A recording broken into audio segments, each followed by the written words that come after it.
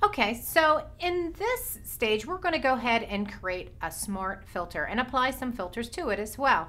Notice that I'm on the Move tool. I've already opened up the PS0204 image from Adobe Bridge. I'm going to take the Move tool and click and drag this image over on top of the panoramic image. And once I get this paste profile mismatch window, I'm just going to click OK. The image appears on the other file. I can stay on the Move tool and click and drag this over to the right. Now, just to save on memory and clear screen clutter, I'm going to go ahead and close this other image. I don't need it anymore. Click back on this image. First thing I'm going to do is choose Filter, Convert for Smart Filters. Now, what this is going to do, I'm going to click OK, is just save an original of this image within this Photoshop file so that I can revert back to it at any time. Now, I'll give you a chance to see this in action right now. I'll choose Filter, Blur, Radial Blur. Comes up with the blur. I'm going to go ahead and reposition this, decide where I want this blur, click OK, and you'll notice that it produced a blur on this image, maybe not exactly what I wanted, but notice that I can also come down here to the Layers palette and click the icon for the visibility off or on to see or not see that filter that I applied. Now, next, even better, that radial blur is also listed down here. I'm going to double click on that and say, oh, you know what, I'd rather this be over here. I'm going to set it for zoom and I'm going to increase the blur amount.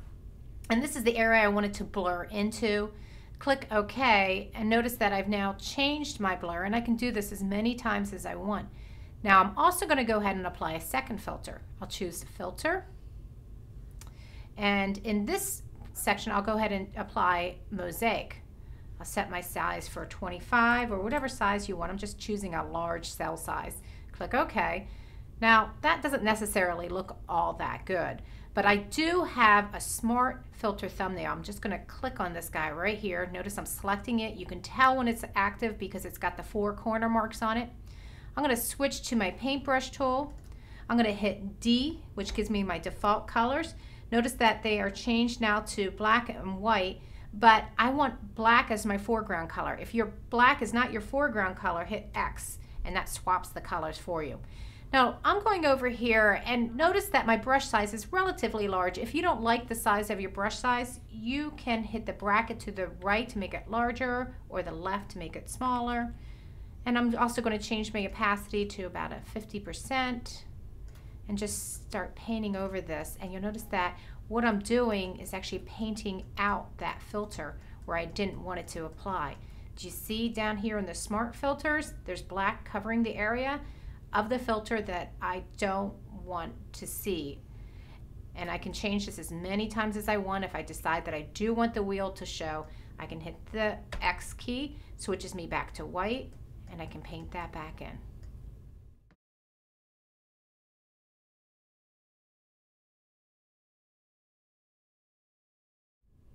Okay, so now you're going to learn about Photoshop CS3's new selection techniques.